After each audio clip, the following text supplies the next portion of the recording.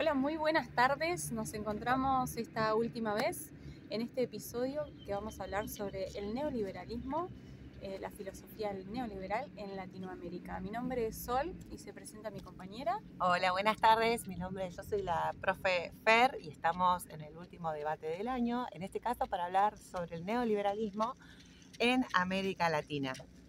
Bien, ¿cómo surgió? La primera pregunta que se nos viene, ¿no? ¿Cómo surgió el neoliberalismo en América Latina?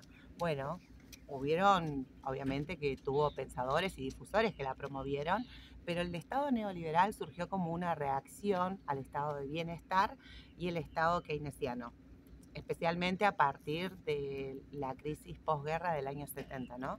Convengamos que el estado de bienestar tenía un enfoque proteccionista, regulador del Estado, con políticas sociales, era un Estado interventor que, digamos, invertía en la ciudadanía, y su modelo económico era sustituir las importaciones por un desarrollo económico hacia adentro.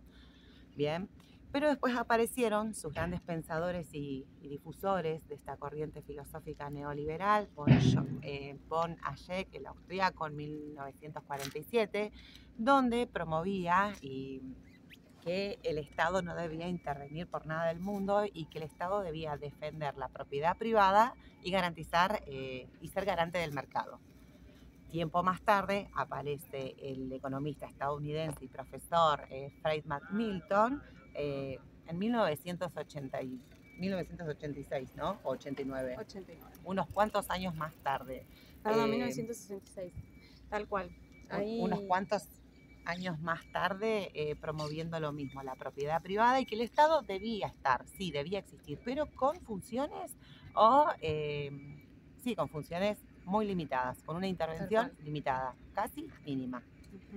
Sí. Entonces podemos hacer una síntesis histórica sobre este momento del nacimiento del neoliberalismo.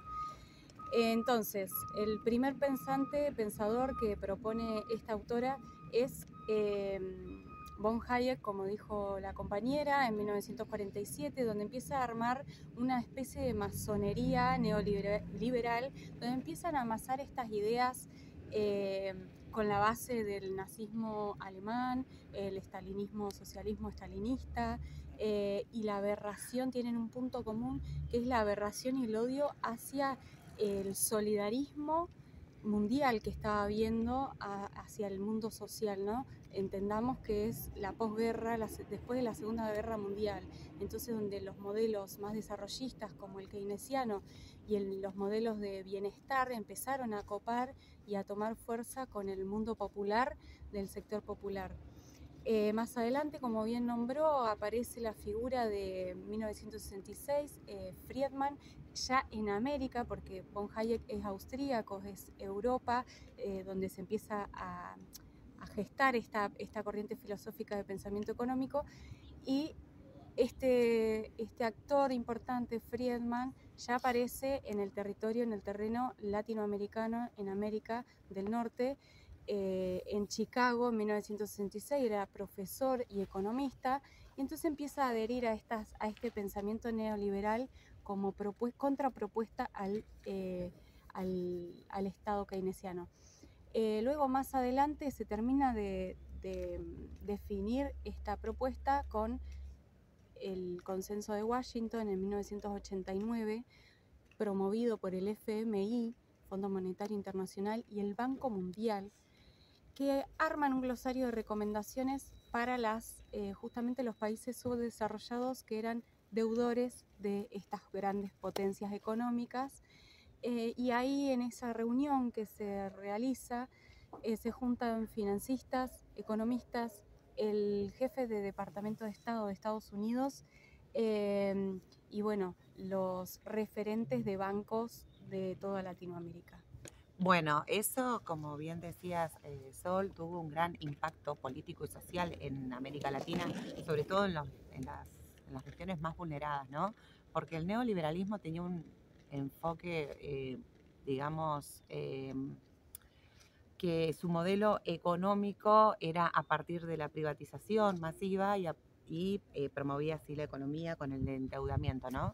Donde como bien decías, en esas series de recomendaciones que le dio el FMI y el Banco Mundial de Estados Unidos para América Latina, en esa serie de, ¿cómo se llama?, de políticas que promovieron, se vio muy afectada a América Latina. Una de ellas era la reducción del gasto social, pero pero a tal punto que sea mínimo, mínimo, mínimo.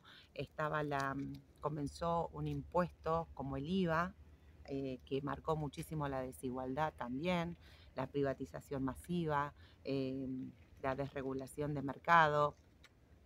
¿Qué más podemos decir de eso? La privatización, claro, se deslegitima todo lo público. Sí. Las empresas públicas empiezan a privatizar y todo con la idea de un ajuste para priorizar el pago de la deuda externa de estas naciones y el pago al FMI. Entonces, para eso había que reducir el gasto justamente de la sociedad. El mercado ya se pone por encima de lo social. Justamente para poder abonar y saldarse esas deudas. Entonces este desmantelamiento, estos puntos, ya podemos pasar a lo siguiente. Claro, se ven afectados en nuestra región, sí. En nuestra región, exactamente. Sí, sobre en Neuquén todo tenemos una larga data, larga historia sobre este tema, como es, por ejemplo, con la empresa YPF. Claro, que en nuestra región, en Neuquén, se vio muy afectada Cutralcó y Plaza Huíncul, como decía la autora, Andrea Andújar. Claro, que tiene como una investigación sobre lo que pasó a partir de las privatizaciones masivas que sufrimos en el año 90 en nuestro país, bajo el gobierno de Menem, por ejemplo, llamada la era YPFiana. Bien, hubieron despidos masivos, no se podía garantizar el salario de los trabajadores, donde eso llevó a que emigren, a que hayan suicidios, una gran catástrofe social, porque como decía antes, la reducción del gasto público, sobre todo en instituciones, cerraron escuelas, cerraron jardines maternales. Tal cual, que eran instituciones que había Sí. hecho la misma empresa estatal, al ser Los estatal. centros de salud también, y es como que las mujeres tuvieron que salir a poner el cuerpo y a luchar para proveer el alimento cotidiano de sus hijos, al ver que su marido se estaba quedando sin trabajo, convirtiéndose en las grandes mujeres jefas de hogar, o grupo piquetero, como le llamaban.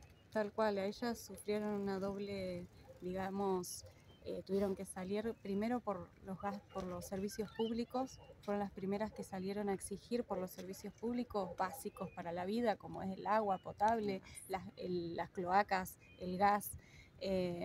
Fueron las primeras que salieron a batallar por eso, y luego con esta situación donde el hombre es despedido, con estos despidos masivos, ellas tuvieron no solo que salir a sacar la familia adelante como jefa de familia, sino también empezaron a promover movimientos sociales piqueteros para garantizar estos servicios básicos para la vida. Entonces fueron ellas las que encabezaron, tuvieron ideas innovadoras. Otro de los ejemplos de nuestro país es la situación de Jujuy. Recordemos que Andújar dice que Jujuy, Salta y Neuquén son las provincias donde empiezan a surgir estos movimientos piqueteros en manos sobre todo de mujeres. En Jujuy, en 1997, se da un panorama de despidos masivos de la empresa Ledesma, una empresa azucarera que justamente trabajaba gran parte de la población, era sustento de vida de mucha parte de la población, pero bueno, ya había empezado con una política de sobreexplotación que detonó al mundo social con 4.000 despidos de personas. Esto hizo que, bueno, a nivel general y global en el país, justamente la desigualdad social, el poco sustento de la vida por el gran desempleo, generó un panorama de aumento de pobreza que fue a nivel latinoamericano completamente igual, devastador para toda Latinoamérica. La pobreza aumentó por completo y está intrínsecamente asociada con este modelo neoliberal, es funcional a este modelo. Sí, la mitad de la población, decía la autora, que estaba por debajo de la línea de la pobreza, o sea, peor que en la actualidad, podríamos decir. Bueno, si bien el estado de bienestar en América Latina, con sus funciones limitadas, tuvo su política de inclusión, una regulación de la pobreza, con mayor inclusión, que beneficiaba también a los derechos laborales. En cambio, el estado neoliberal, como bien decías, fragmentó todo eso. El entramado social generó una ruptura por completo. La política era totalmente segmentada, como que no había inclusión social. No, tal cual. No, y quieras o no, esas huellas que quedaron en las regiones aún persisten en la actualidad, en la mayoría de esas regiones que estuvieron totalmente afectadas por estas privatizaciones masivas y por la reducción del gasto público que hubo.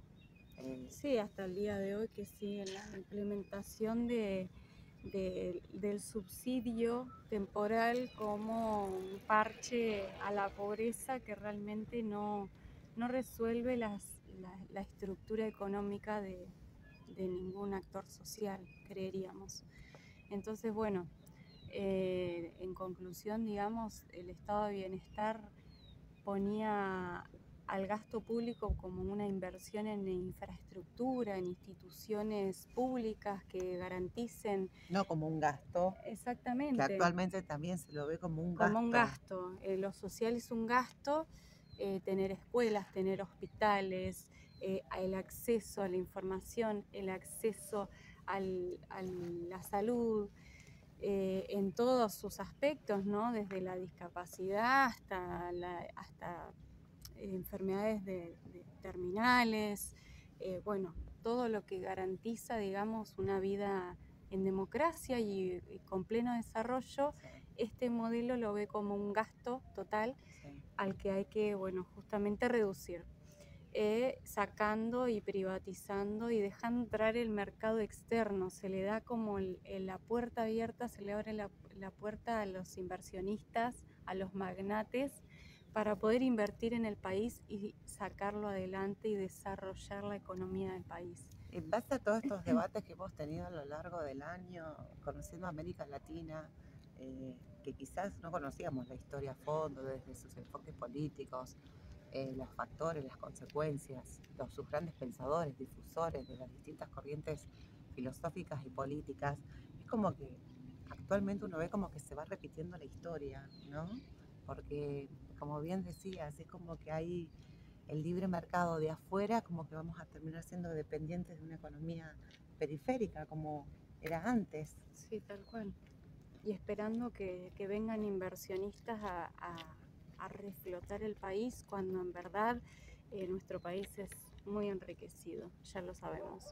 Entonces entendemos que esta corriente filosófica neoliberal pone por encima los intereses individuales, por sobre el mercado interno, por sobre la sociedad y las necesidades sociales como seres humanos, proyectándose muy desde el capitalismo crudo y duro, como decía Hayek, como decía Friedman. Y priorizando esa deuda externa que hasta el día de hoy persiste. Exactamente. Con Hoy el Fondo Monetario. es el modelo que estamos viviendo, volviendo a vivenciar.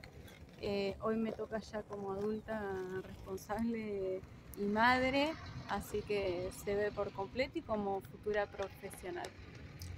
Bueno, cerramos. espero que les haya gustado y servido todos estos debates a lo largo del año. Creo que para entender la actualidad hay que saber la historia y qué bien dicho está, ¿no? Porque uno puede entender un poquito mejor por qué estamos parados hoy donde estamos. Tal cual, y de dónde venimos y hacia dónde podemos llegar a...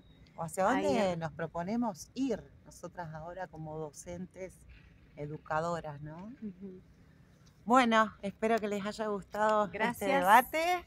Y los saludamos, nos despedimos. Adiós.